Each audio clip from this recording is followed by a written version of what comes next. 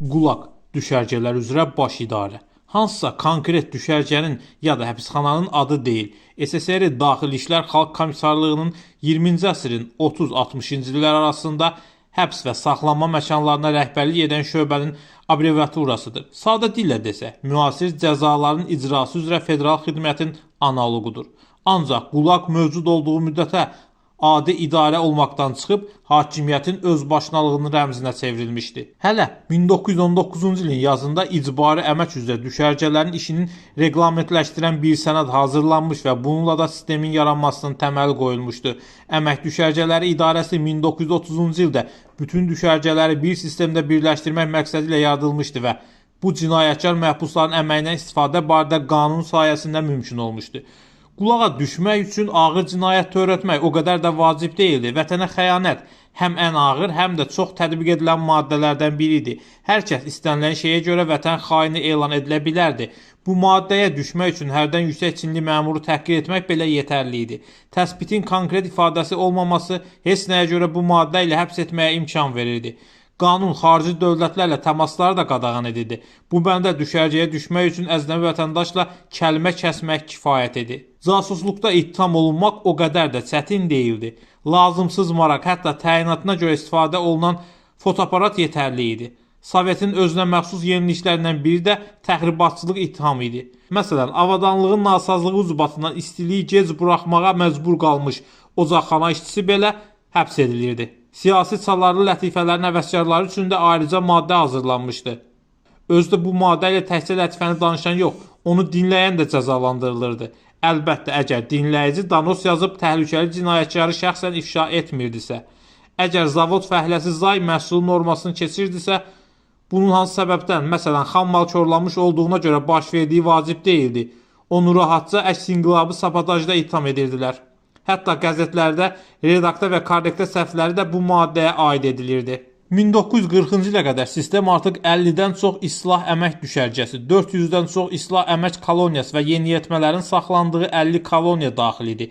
İlk zamanlarda qulaq təcridxana, fərqli fikirlər sahibləri ilə mübarizə aləti kimi meydana çıxmışdı. Lakin tezliklə xalq təsərrüfatının az qala müstəqil sahəsinə çevrilmişdi. Çünki islah naminə əmək son dərəcə uğurlu işləyirdi. 10 illiklər boyu uzaq rayonlarda ortaya çıxan sənaye problemlərini ucuz işçi qüvvəsi ilə həll edirdilər. Nəzərə alaq ki, hətta ən ağır işlər belə əsasən əl əməyi ilə həyata keçirilirdi. Onda burada söhbət milyonlarla işçinin əlindən gedir.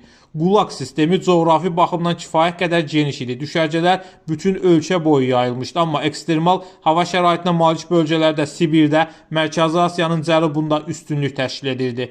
Ağdəniz adalarının soyuq iqlimində dustaqlar meşə qırır, yollar tikir, bataqlıqları qurudur, özləri isə soyuq və nəm baraklarda yaşayırdılar. İlk vaxtlar saxlanma rejimi nisbətən mülayim olsa da 30-cu illərə doğru hər şey dəyişmişdi. Artıq əmək islah naminə deyil, cəza kimi istifadə olunurdu. Dustaqlar hətta qağayıları saxlamağa, bir çaydan o birisinə su daşımağa şaxtada məcbur edilirdilər. Avropada 2-ci Dünya müharibəsi Almanlar tərəfindən Polşanın işğalı ilə başladı. SSR də Polşaya hücum etdi və Polşa Respublikasının şərq hissəsindəki əraziləri ilhaq olundu.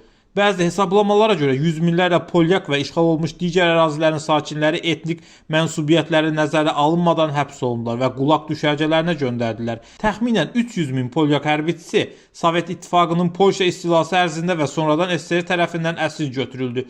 Demək olar ki, əsir götürülmüş zabitlərin və çoxlu sayda silahlı əsgərlərin hamısı sonradan qətlə yetirildi və ya qulağa göndərildi. Böyük Vətən müharibəsi ərzində qulaq düşərgələrində məhbusların sayı 1942-1943-cü illərdə kəskin surətdə azalırdı. 1941-ci ilin qışında qulaq məhbuslarının 1/4 acından ölmüşdü. İkinci Dünya müharibəsindən sonra həbs düşərgələrində və koloniyalarda məhbusların sayı 2,5 milyona çatmışdı. 1945-ci ilin mayında Avropada müharibə bitəndə 2 milyon keçmiş Rus vətəndaşı SSR-yə məcburən qaytarıldı. 45-ci ilin 11 fevralında Yalta konferansının nəticəsi olaraq ABŞ və Böyük Britaniya SSR ilə bu barədə saziş imzalamışdı. Böyük Britaniya və ABŞ-ın vətəndaşlıq üzrə rəhbər orqanları Rusiya imperiyasını tərk etmiş və illər əvvəl müxtəlif vətəndaşlıqlar qəbul etmiş insanlarla daxil olmaqla SSR-in 2 milyona qədər olan keçmiş sakinlərinin müvafiq ölkəyə deportasiya edilməsi üçün Avropadakı hərbi qüvvələrinə əmr etdilər. Məcburi deportasiya əməliyyatları 1945-1947-ci illər ərzində baş verdi. Çoxsaylı mənbələr bildirir ki, Sovet hərbi əsirləri SSR-yə dönərkən xain kimi qarşıladılar. Bəzi mənbələrə görə müharibənin əvvəlində almanlar tərəfindən əsir götürülmüş 1,5 milyondan çox sağ qalmış Qızıl Ordu əsgəri Qulağa göndərildi. Qulaqda xüsusən də dustaqların sayı ilə bağlı məlumatlar uzun müddət məxfi saxlanılıb. Buna görə də tarixçilər və digər ictimai xadimlər uzun müddət bu son dərəcə ciddi məsələ ilə bağlı ortaq məxrəcə gələ bilməyiblər. Üstəlik, arxiv materiallarının üstündən məxfilik statusu götürüləndən sonra məlum olmuşdur ki, bir çox faktlar və detallar ziddiyyətli xarakter daşıyır, hətta bir-birini təkzib edir. Şahidlərin, keçmiş məhbusların, onların ailə üzvlərinin ifadələri yeni cavabsız suallar yaradır və ağılları daha da qarışdırırdı. Yalnız bir şey nisbətən dəqiq demək mümkün idi. 1934-cü ildən 1956-cı ilə qədər Qulaqda 16-28 milyon arası insan olub. Bəzi müstəqil hesablamalara görə bu illər ərzində Qulaqda 10 milyona qədər insan ölüb. Qulaqlar 1953-cü ildə Stalinin ölümündən sonra ləğv olunmuşdu.